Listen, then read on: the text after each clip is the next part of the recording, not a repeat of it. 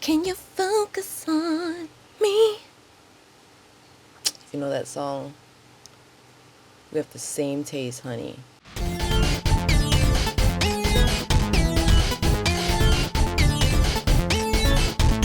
Hey guys, welcome back to my channel.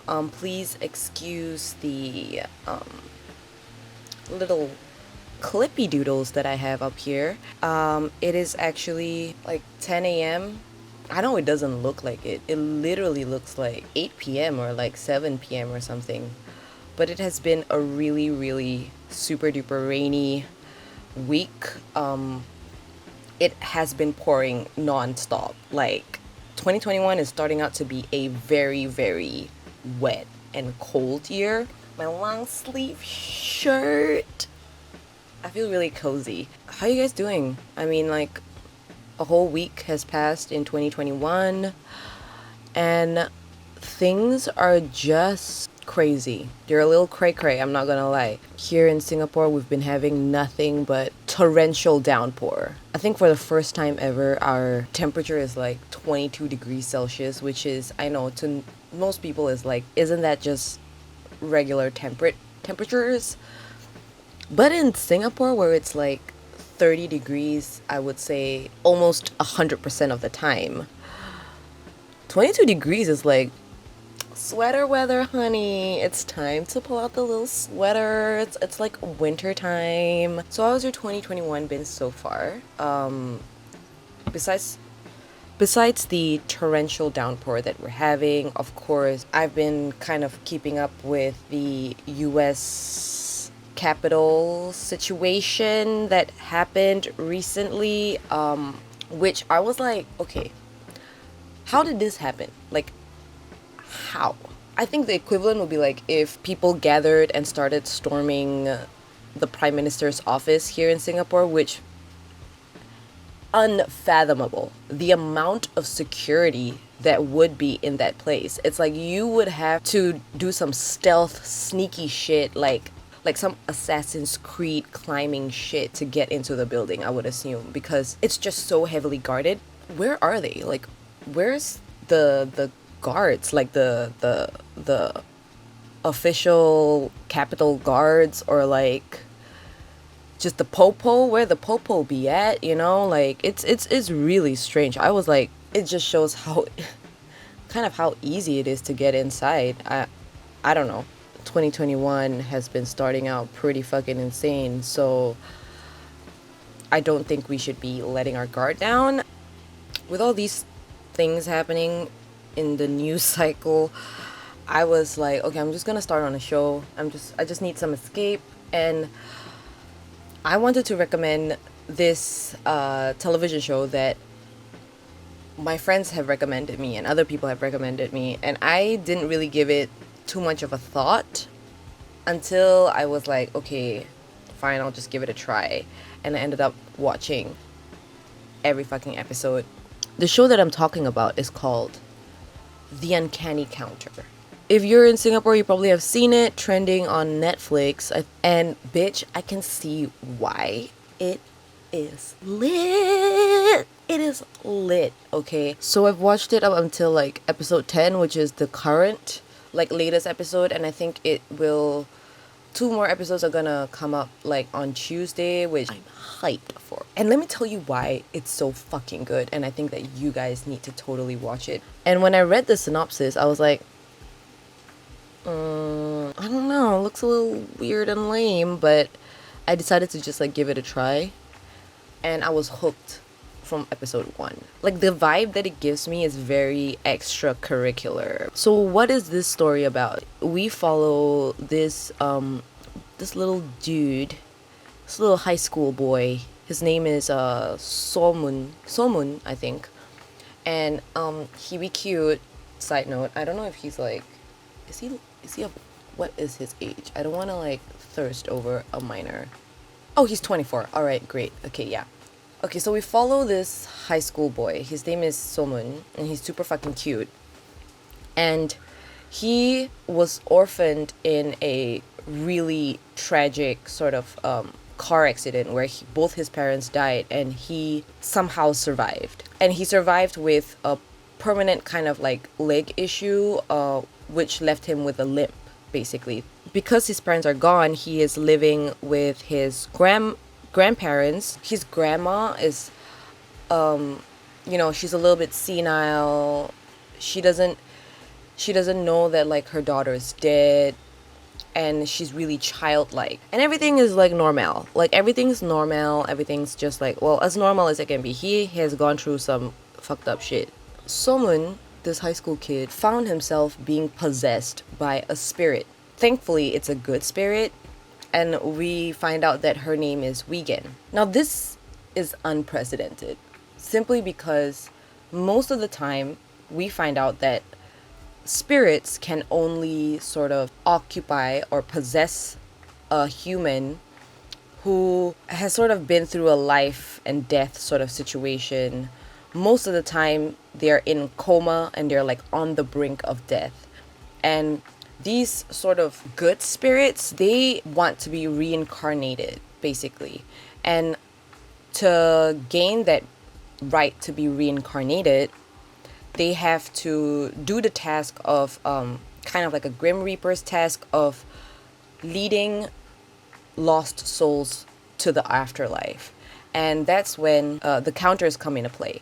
And the counters are basically these humans that have been possessed by good demons or good spirits that granted them like supernatural abilities. So they're like super strong, like super fast, heal, they can have like special techniques and stuff like that. The whole evil spirit situation is really interesting also. So it's like they are attracted to other humans who have a deep darkness within them. The more they kill, the more souls they take. The evil spirits will eat the souls, and the stronger they get. The counter's job is to not only capture these evil spirits, but kind of like banish them and release the souls that they have eaten, so that these souls can be, they can move on to the afterlife and blah blah blah. So yeah, really fucking interesting supernatural concept. I was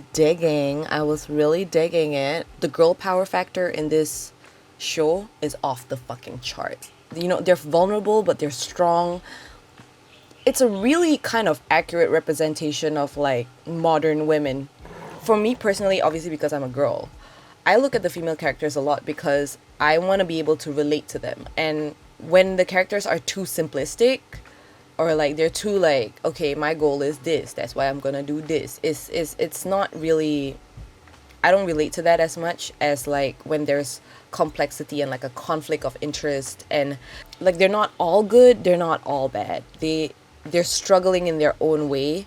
Despite them having all these like insane fucking supernatural powers, that aspect injects like a level of humanity in them that really resonates with me. I fucking love it. Like, I really love complex female characters. The female characters in this show particularly really sort of straddle that in-between line of like strength and vulnerability. Oftentimes, women have to put like a hard shell to kind of get them through life, but deep down they're like really soft. And I think most of the characters in this show are kind of like that. The acting for all the characters are fucking amazing. I was quite shook to my very core. They never break, like not even once. For instance, I've seen Sejong in other things, like I've seen her in Busted, I've seen her in, but when I see Hana like in the story, even though I know it's Sejong, I don't see an ounce of Sejong in her. She is a complete character. The show also touches on a myriad of mature and complex topics like trauma, guilt, even political and environmental issues. So there's like lots of commentary on corruption in the police force, which is, a legit issue. Politicians use people to feed their hunger for power. So they kind of touch on all these different topics in a very satisfying way, where it doesn't come across as being preachy or like kind of lectury. And the way these issues are written into the stories and the characters, they don't feel like melodramatic or over the top. I think that's something that I really appreciate when they use, these really big real life topics, that they don't kind of like exploit it just to make you feel bad for the character. And like another thing that I really loved about how they tackled like these issues is how they all sort of connect and like affect each other. It shows how personal trauma can permeate beyond just the individual, especially if, this individual holds power or a position of power, be it in politics or in an organization like the Counters. Some people are just like, oh, but it's their problem, right? Sometimes, if they don't deal with the problem, it becomes other people's problem too.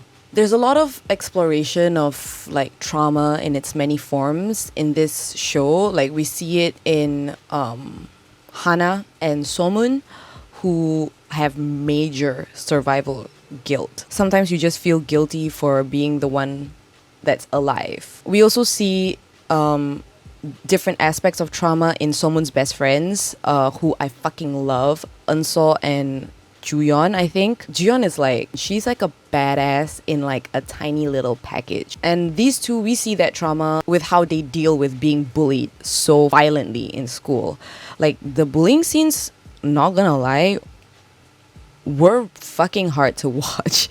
It was intense. It was fucking intense, man. I was like, do kids really do this? Like, that's insane. Side note, can I just take a moment to appreciate how mature these kids are, especially Eunso and Juyeon, who are high school kids, by the way, yet they have the mental maturity of a grown-ass adult. And I mean that in like every aspect, even in like emotional maturity. For instance, when someone gets like a panic attack, immediately these two kids, Eunso and Juyeon, just know what to do. They would tell him like, breathe, it's okay. I'm like, damn, when I was their age, I was playing Pokemon on my Game Boy, not giving a shit about anyone's trauma, to be honest. Like, and I think it just shows that age doesn't equal to maturity. This leads me to another broad topic that was explored in the Uncanny Counter, and that is the concept of chosen family and how they are just as important as blood-related family, if not more, depending on, your relationship with your family, I guess.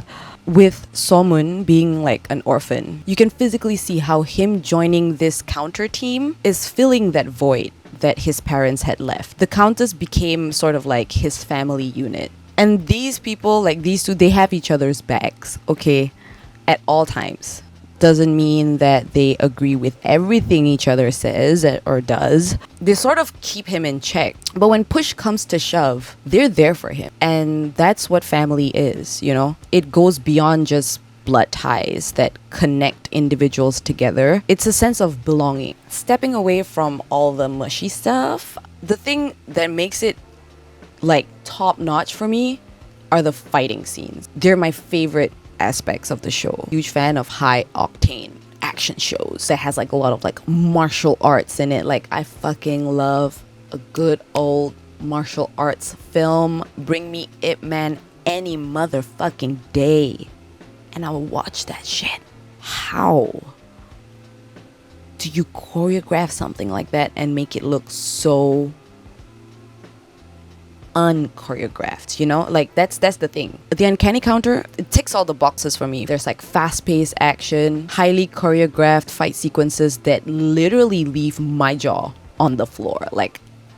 And I think more importantly for me, no bad CGI or special effects. I think the thing that kills the story for me, and is like a huge pet peeve of mine, is just bad CGI or bad graphics that you're like, I guess physics doesn't exist here. Those kinds of shots always take me out of the immersion. One of the action scenes that really stood out for me that I was like, hold up, rewind, I need to see that again. It was the this insane POV shot of Somun fighting like a whole gang of people to save his best friends. He had this like burst of anger and he was like, you're gonna fucking regret this shit.